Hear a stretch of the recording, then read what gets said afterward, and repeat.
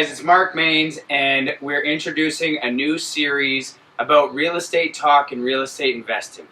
I have about a 10-year background in real estate investing. I have been an agent for coming up on 4 years. I'm going to introduce the people that are sitting beside me, and then we will get into some topics. And always keep in mind, if you have anything, feel free to reach out because we'd love to discuss those too.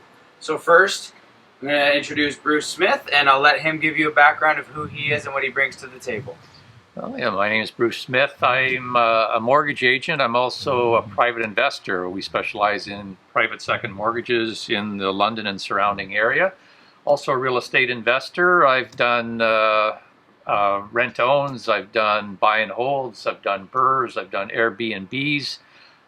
So I've done quite a wide range of investment type strategies, and looking forward to providing you some good advice that's going to help you move your investment portfolio forward.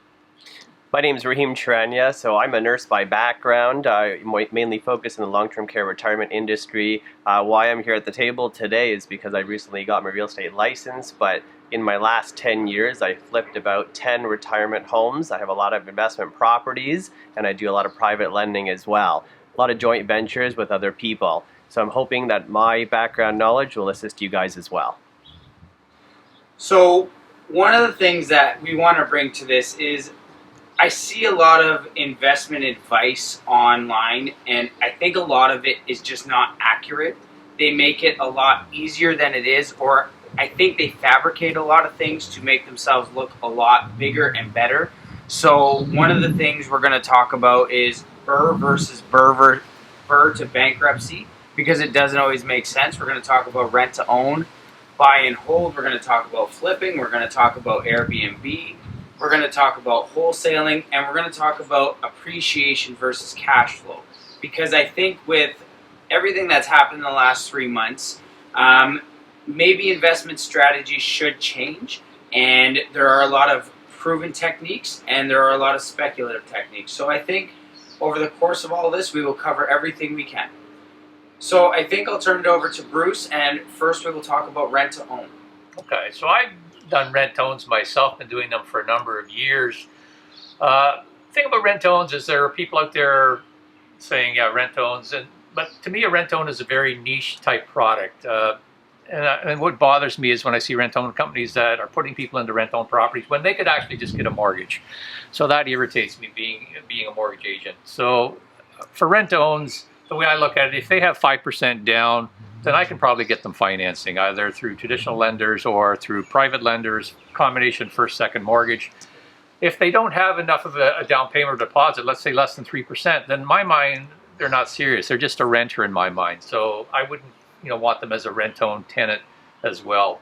I also, when I'm looking at rent-owns, I'm looking at the contract language, because the contract language has to be done correctly, and it also has to conform with CMHC if ultimately they're going to go and get a CMHC insured mortgage. So CMHC does have rules for how rent-own contracts to be written up. So I can look at a rent-own contract and say, yeah, this isn't going to fly.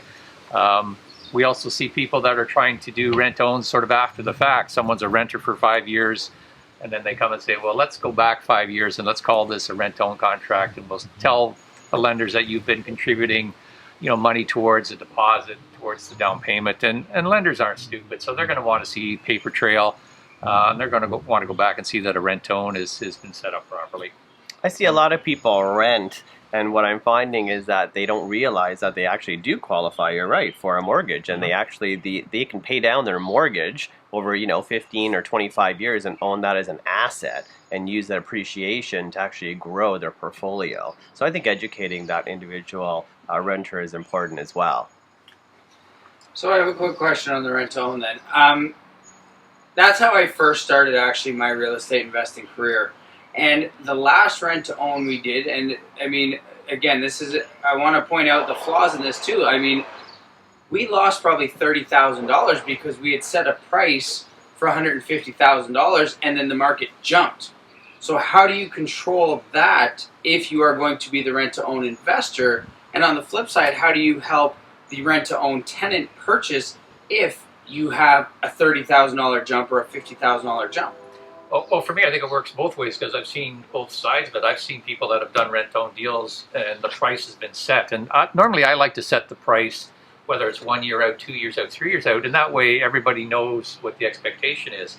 Because the worst thing that can happen is you set a price, I'll use round numbers, let's say they're buying the property, they're going to pay $200,000 in after year 1, $210,000 after year 2, $220,000 after year 3, and then the properties don't appreciate over time. Now you've got them committed to a $230,000 purchase price when it only appraises at $200,000. So that creates a problem. They can't get a mortgage anyways because the property hasn't gone up in value enough.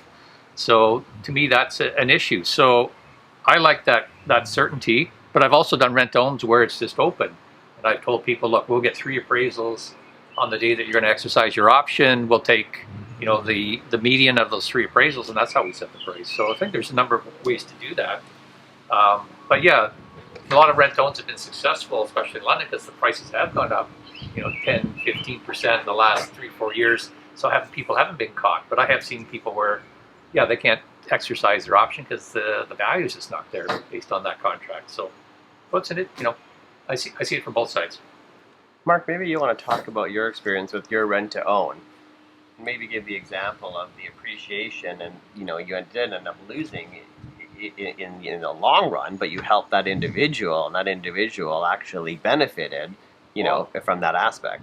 Absolutely, and I'll tell you, when you say rent to own, to me, there's 2 different kinds. So the first kind I did when I had no money and I was wet behind the ears and I read some books and they made it seem so easy.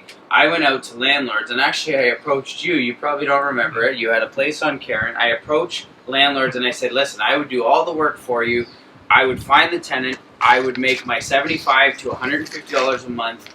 And at the end of it, I would charge you 3%. Now, I wasn't an agent, so I wasn't probably supposed to do that, but you learn a lot of lessons along the way. So when I did that, they all worked out because I never had my own cash involved. But the one that we did where I lost $30,000, again, we had set a price for $150,000. The market jumped up, and it ended up appraising for $180,000. So we lost $30,000, but at the end of the day, we also made money because we bought it for $120,000. The rent-to-own tenant was very happy because she made $30,000 upon purchasing it. So really, it was a win-win-win. Right. But there's always that. Well, I could have sold it for more, right? Yeah. We were all happy in the long run, but it was eye-opening to me because I had never experienced a market where it jumped so high so fast. We were used to normal in London. You'd see 2-3% a year appreciation increases, and then all of a sudden one day it was 10%.